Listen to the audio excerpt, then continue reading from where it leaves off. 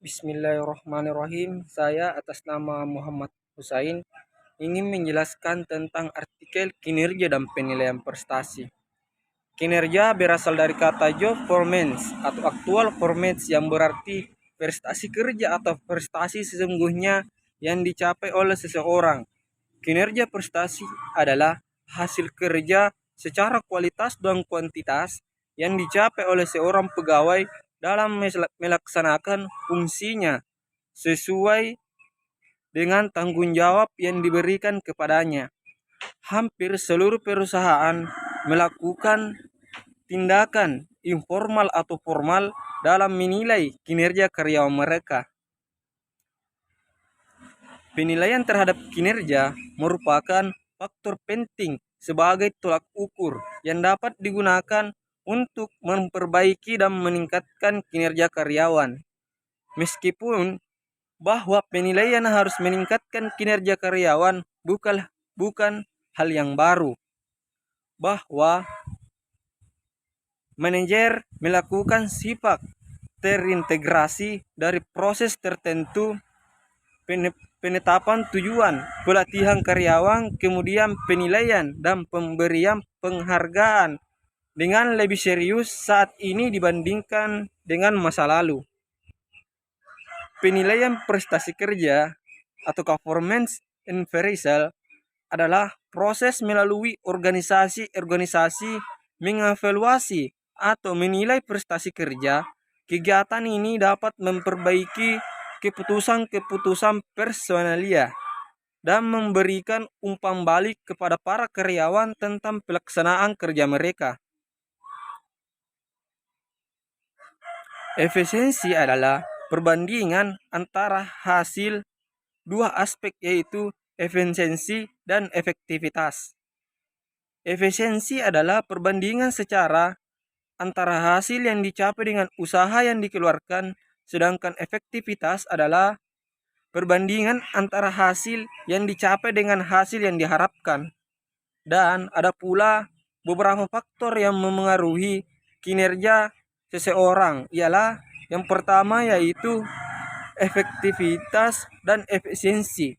Bila suatu tujuan tertentu akhirnya dicapai, kita boleh mengatakan kegiatan tersebut efektif.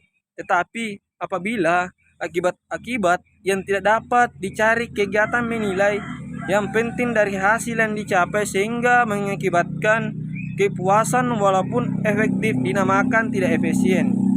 Sebaliknya, bila akibat yang dicari tidak penting atau remeh, maka kegiatan tersebut efisien. Yang kedua yaitu otoritas atau kewewenang. Otoritas adalah sifat dari suatu komunikasi atau perintah dalam suatu organisasi formal yang dimiliki oleh seorang anggota organisasi kepada anggota lain untuk melaksanakan suatu kegiatan kerja sesuai dengan kontribusinya. Yang ketiga yaitu disiplin. Disiplin adalah taat kepada hukum dan peraturan yang berlaku. Jadi, disiplin karyawan ialah kegiatan karyawan yang bersangkutan dalam menghormati perjanjian kerja dengan organisasi di mana dia bekerja. Yang keempat yaitu inisiatif. Jadi, inisiatif yaitu berkaitan dengan daya pikir dan kreativitas dalam membentuk ide untuk merencanakan suatu yang berkaitan dengan tujuan organisasi. Dan ada beberapa metode penilaian prestasi kinerja, ialah yang pertama metode skala peringkat. Skala yang menuliskan sejumlah ciri jangkauan nilai kerja untuk setiap ciri. Karyawan kemudian dinilai dengan mengidentifikasi nilai pada sesuai dengan tingkat kinerjanya untuk mengidentifikasi nilai yang paling sesuai dengan tingkat kinerjanya untuk setiap ciri. Skala grafis mencatat ciri-ciri seperti kualitas dan kepercayaan dan jangkauan nilai kerja dari tidak memuaskan sampai luar biasa untuk setiap ciri. Yang kedua yaitu metode peringkat internasi.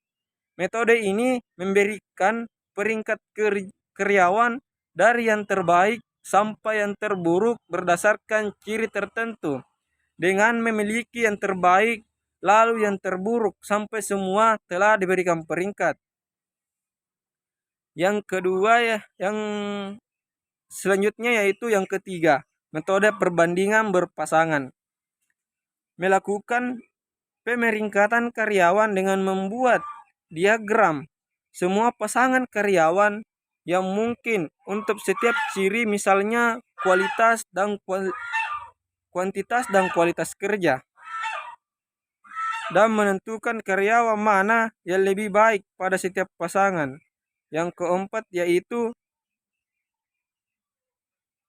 metode kritis, insiden kritis, menyimpan catatan tentang contoh-contoh hal yang baik tidak umum atau hal yang buruk yang tidak dikehendaki atau perilaku karyawan yang berhubungan dengan pekerjaan dan meninjau catatan itu dengan karyawan pada waktu yang telah menentukan sebelumnya setiap 6 bulan atau lebih.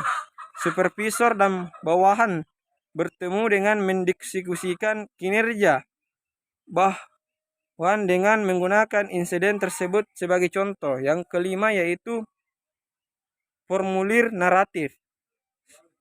Formulir naratif, supervisor bertanggung jawab untuk memberikan penilaian pada kinerja masa lalu karyawan dan bidang-bidang yang membutuhkan peningkatan. Ini membantu karyawan memahami di mana kinerjanya yang telah berhasil atau tidak,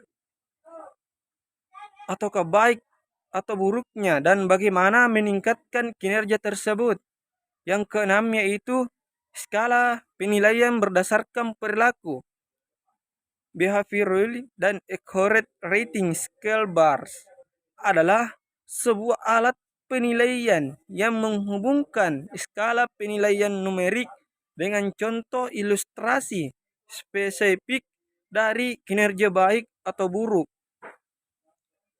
Jadi, hampir semua perusahaan memiliki perangkat penilaian baik formal maupun informal untuk menilai kinerja karyawan mereka. Penilaian berarti melakukan evaluasi pada kinerja karyawan saat ini atau di masa lalu relatif terhadap standar kinerjanya. Pengusaha harus memutuskan dengan pasti kategori kinerja untuk diukur. Penguasa dapat saja memiliki dimensi yang tidak spesifik seperti kualitas dan kuantitas, atau menilai kinerja pada kewajiban aktual sesuatu pekerjaan. Ide dari penilaian berdasarkan pada kompetensi adalah fokus pada tingkat di mana karyawan menunjukkan kompetensi pada hal-hal yang dianggap penting oleh pengusaha pada pekerjaan tertentu. Pengusaha mungkin juga ingin menilai karyawan berdasarkan pada tingkat di mana mereka mencapai sasaran. Begitulah tadi pemaparan tentang artikel yang saya buat, dan lebih dan kurangnya mohon dimaafkan, dan saya akhiri dengan ucapan lillahi fisabilil haq fastabiqul khairat. Assalamualaikum warahmatullahi wabarakatuh.